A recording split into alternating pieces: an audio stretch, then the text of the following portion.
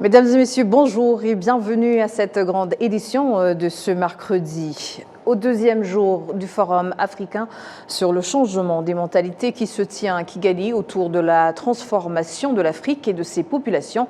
Les échanges ont mis l'accent sur la nécessité pour les Africains de devenir davantage des acteurs de leur propre développement. Une démarche qui passe notamment par le rejet des modèles importés et par la capacité à puiser dans les ressources, les institutions, les idées et les réalités propres au continent. Un message porté par Dr Doris Uwicheza-Picard, directrice générale de l'Office rwandais de la gouvernance et membre du cabinet, qui cite l'expérience du Rwanda comme illustration de cette approche fondée sur les solutions locales.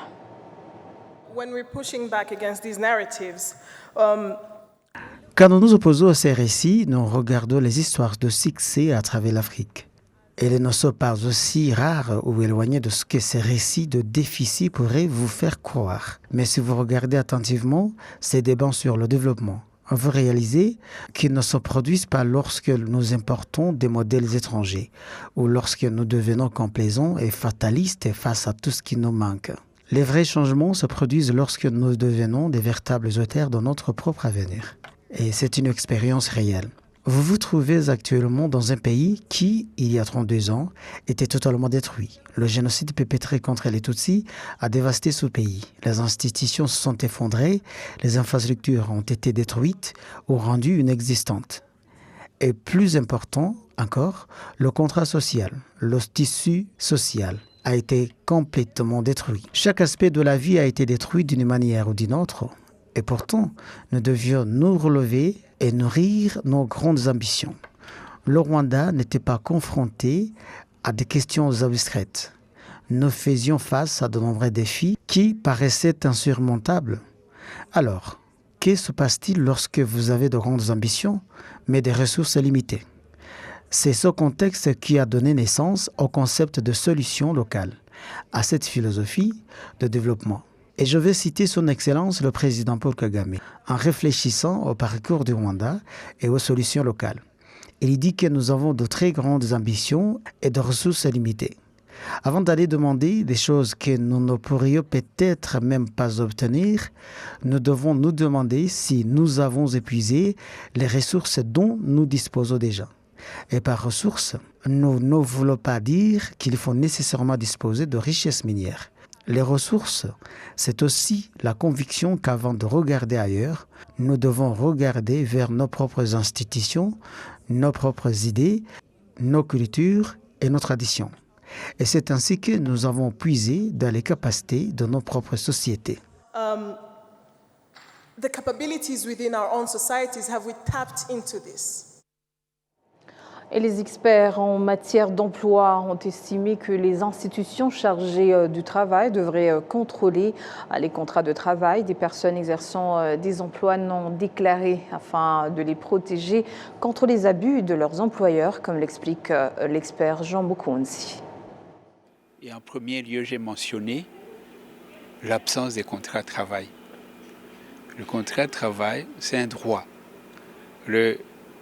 Si quelqu'un se trouve en emploi, c'est son droit de réclamer un contrat de travail. Donc, en premier lieu, l'employé doit exiger de son employeur un contrat de travail.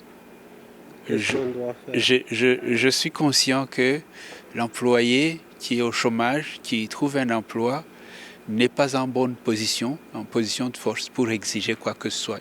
Il a trouvé un travail, il prend le travail. Mais il existe une institution, il existe une autorité publique chargée de faire respecter le droit des employés, le droit des employeurs. C'est l'inspecteur du travail et c'est le ministère qu'on appelle MIFOTRA, du travail et de la fonction publique, qui est l'autorité au-dessus de l'inspecteur du travail, qui doit faire en sorte que la loi soit appliquée. L'employeur qui ne donne pas un contrat, lui, il bénéficie de cette situation, parce qu'il va opérer dans une situation floue, où il n'existe pas de droit. Il est dans une zone de non-droit, l'employeur qui ne donne pas de contrat. Par contre, l'employé, lui, il a tout à perdre lorsqu'il n'a pas de contrat. Vous avez mentionné le retard dans le paiement du salaire. Vous avez mentionné quelquefois que le salaire n'est pas payé et que, comme votre collègue l'a mentionné le jour où il parlait au président de la République, l'employé va même manquer son salaire parce qu'il n'y a pas de contrat. Alors, les conséquences, quand vous n'avez pas d'argent dans votre poche, vous n'avez pas de nourriture sur votre table. Les autorités doivent se réveiller. Et la toute première autorité qui doit se réveiller, c'est l'inspecteur du travail qui doit aller sur les chantiers, qui doit aller sur les lieux de travail et voir ce qui se passe, demander les documents. Ça se fait dans les autres pays. Pourquoi est-ce que ça ne se fait pas au Rwanda? Pourquoi est-ce que l'inspecteur du travail ne va pas sur terrain à Gakiriro, sur les chantiers de construction des immeubles et demander où sont les contrats des employés? Il doit le faire, il doit. Les industriels affirment que le manque d'électricité et ces coupures fréquentes les contraignent à réduire leur temps de travail, ce qui compromet aussi les objectifs de production auxquels ce secteur contribue pour l'économie nationale. Les précisions avec Patrick Nilidandi. À plusieurs reprises, les plus hautes instances du gouvernement ont indiqué que le secteur industriel fonctionne au ralenti, avec un nombre d'heures de travail réduit, ce qui explique ses faibles performances économiques. Les industriels partagent cet avis, mais estiment que leur faible productivité est due au manque d'infrastructures, notamment l'électricité. En effet, l'électricité est non seulement rare, mais aussi intermittente, ce qui signifie que même les quelques heures disponibles ne sont pas exploitées. La capacité et la disponibilité de l'électricité restent encore faibles. Quand nous n'avons pas d'électricité pendant 1 heure, c'est un manque à gagner conséquent pour notre entreprise. Et cela affecte aussi notre outil de travail, car la coupure est brusque. Ces industriels demandent la mise en place d'une solution durable, l'établissement de lignes dédiées à l'industrie, non partagées avec les autres résidents. Il est vrai que le secteur industriel nécessite l'énergie électrique 24 heures sur 24, 7 jours sur 7, alors que la population a souvent besoin de cette énergie le soir ou tôt le matin. Lorsqu'il y a un partage de cette énergie, il y a un manque à gagner pour le secteur industriel. Je pense que si les deux parties pouvaient bénéficier de suffisamment d'énergie électrique, la production serait de loin plus abondante. Ce problème de pénurie d'électricité qui engendre de pertes pour l'industrie et freine la production du secteur a été souvent soulevé par les sénateurs qui ont interrogé les dirigeants concernés, notamment le ministère des Infrastructures et la stratégie mise en place. Le ministre des Infrastructures, Damien Murwanashaka, explique que ce problème d'approvisionnement insuffisant en électricité qui s'aggrave progressivement est dû à une pénurie des ressources et que des solutions sont en cours d'élaboration. Nous souhaitons tout d'abord augmenter la production de l'électricité et de l'eau pour notre industrie, mais aussi pour notre population. Nous avons 3 axes de production d'énergie électrique. Il y a une production provenant du gaz du lac Kivu de 135 MW et provenant du secteur hydroélectrique, c'est 58 MW. La plus grande partie de cette production viendrait de l'énergie solaire. L'ensemble de cette énergie est près de 500 MW et 65% est d'origine solaire.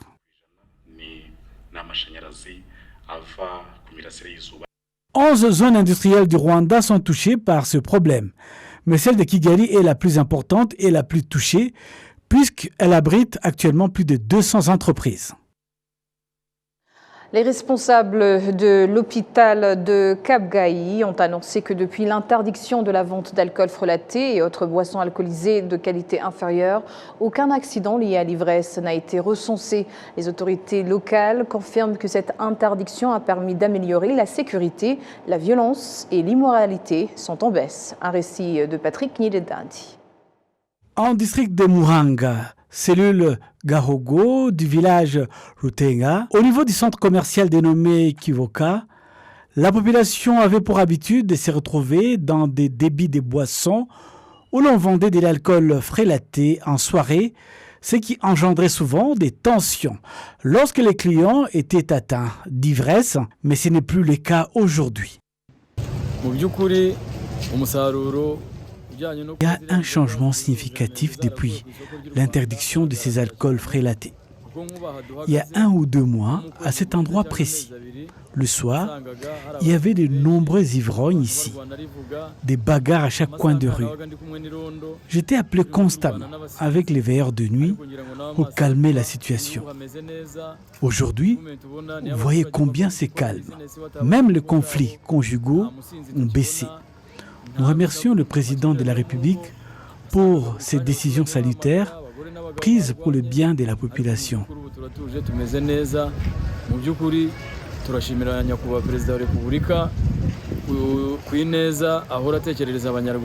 Certaines personnes qui consommaient de l'alcool frélaté affirment que l'interdiction actuelle leur a permis de comprendre le danger de la consommation de ce produit. Moi-même, que vous voyez, j'étais en conflit permanent avec mon époux. Je n'avais pas le temps de m'occuper de mes enfants. Je ne pouvais même pas m'acheter un pagne. Le secteur de la santé témoigne également des effets positifs de l'interdiction de l'alcool frélaté. Surtout à l'hôpital de Kapgae, ces dernières semaines, aucun blessé lié à l'ivresse n'a été constaté, que ce soit parmi les personnes impliquées dans des bagarres ou tombées dans des ravins. Nous accueillons souvent 5 blessés le vendredi, 5 autres le samedi, 5 le dimanche. Au total, 15 blessés en moyenne le week-end, victimes des violences causées par l'ivresse. Aujourd'hui, on n'a aucun cas de blessés dû à l'ivresse. Le maire du district de Muhanga, Kaitare, Jacqueline, confirme également que l'élimination de ces alcools frélatés porte ses fruits.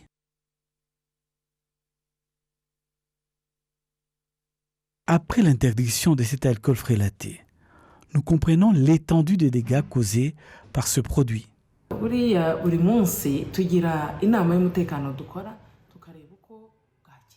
Chaque matin, nous organisons une réunion consacrée à l'examen de la situation de la nuit précédente. Nous étions confrontés à pas moins de 50 cas de violence.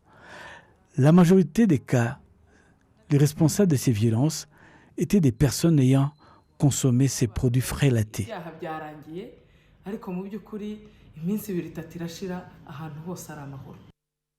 En district de Muhanga, comme partout dans le pays, l'alcool frélaté, principalement connu sous l'appellation Ibioma, ont été saisis. Elles sont toutes détruites et ceux qui les cachent sont incités à les rapporter au grand jour et à les détruire.